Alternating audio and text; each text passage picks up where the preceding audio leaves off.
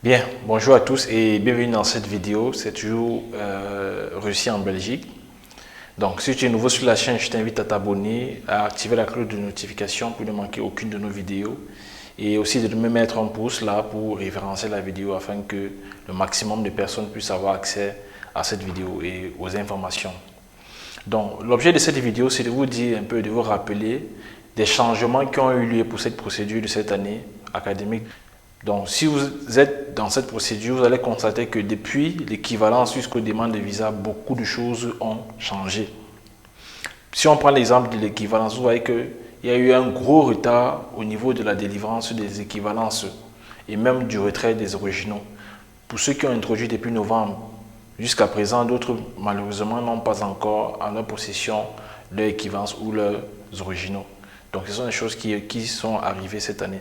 Mais également, au niveau des admissions, il y a beaucoup de choses qui ont également changé.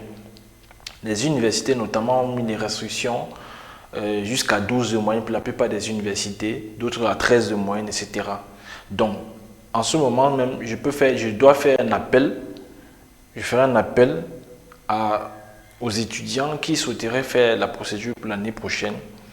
Pour ceux qui sont encore peut-être en classe de terminale ou bien qui doivent composer les examens bientôt, ou bien pour ceux qui sont déjà à l'université et qui souhaitent faire des études en Belgique, de vraiment vous mettre au travail. De vraiment vous mettre au travail parce que si vous devez respecter les conditions demandées par les universités, vous devez avoir le niveau requis. Que ce soit pour le cycle de bachelier, que ce soit le cycle de master, vous devez avoir vraiment le niveau requis. Donc, mettez-vous au travail, réussissez vos examens avec de bonnes notes. Mais ça ne veut pas dire pour autant que vous n'avez pas la possibilité d'avoir une admission là-bas. Et sachez que pour ceux qui ont déjà la licence ou le master, vous devez avoir également de très bonnes notes. Que ce soit pour votre licence, que ce soit pour votre baccalauréat.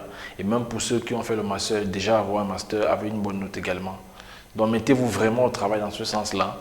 Et voilà, au niveau des conditions, en dehors des notes, beaucoup d'autres choses n'ont pas réellement beaucoup changé. Donc, mais sinon, le gros changement vient au niveau des notes demandées pour l'accès au cycle de bachelier ou au cycle de master. Maintenant, pour les demandes de visa, pour les démarches administratives en vue de l'obtention du visa d'études, vous voyez que pour cette année, c'est l'institution TLS Contact qui se charge des prises de rendez-vous pour les légalisations de vos extraits de casier judiciaire et les rendez-vous pour les demandes de visa.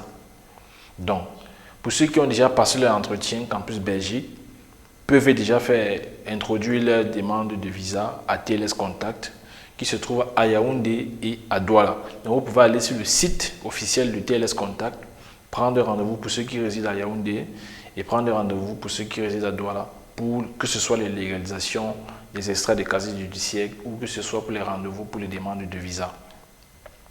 Donc, tenez compte de cela et moi, je vais vous dire de vous rapprocher le plus tôt possible pour ceux qui ont déjà passé l'entretien et qui se sont vus avoir les rendez-vous un peu repoussés, d'aller sur place à TLS Contact, peu importe le centre, que ce soit Yaoundé ou Douala, pour prendre le rendez-vous ou bien pour aller vérifier s'il y a une place qui est libre. Donc, faites attention à cela. Et quel autre changement a eu lieu pour les demandes de visa? Cette année, on a ajouté l'assurance de voyage. Donc, il faut ajouter l'assurance de voyage à vos documents et il y a les assurances qui sont conseillées pour l'espace Schengen pour faire ces assurances-là. Mais également au niveau de la redevance administrative, il y a eu un gros changement depuis le 26 mai, notamment au niveau du prix de la redevance pour les écoles privées et pour les écoles publiques. Les écoles publiques, c'est passé de 209 à 208 et pour les écoles privées, pour les écoles publiques, c'est passé de 209 à 208 et pour les écoles privées, c'est passé de 366 jusqu'à largement à 201. Donc, ils ont vraiment la possibilité ici de gagner un peu pour pouvoir avoir des chances de pouvoir continuer la procédure en faisant des économies. Donc, c'est là en gros quelques changements. Mais sinon, il y a aussi le montant dont doit disposer le gars et même l'étudiant. Pour l'étudiant, c'était à 679, c'est monté à 730. Le garant, c'est passé de 1600 et poussière à 1809,32 euros net, salaire net. Donc, il y a tous ces changements-là qu'il faut prendre, il faut tenir compte. Et rassurez-vous que le plus tôt tu as ton admission, le plus tôt tu cherches le garant. Très vite, tu cherches ton garant pour pouvoir, parce que la prise en charge, en fonction du pays, il y a une certaine durée. Donc, tu dois te battre vite pour introduire ta prise en charge. Mais tu peux passer déjà ton entretien Campus Belgique, même si tu n'as pas encore ta prise en charge. Mais dépêche-toi à constituer ton dossier pour faire ta demande de visa. Parce que le plus important, c'est d'obtenir son visa le plus rapidement possible pour avoir de fortes chances de voyager le plus tôt possible. Donc, cette procédure, il faut jouer sur le temps. C'est à temps. Donc, c'était là en gros quelques petits changements qui ont eu lieu pour cette année.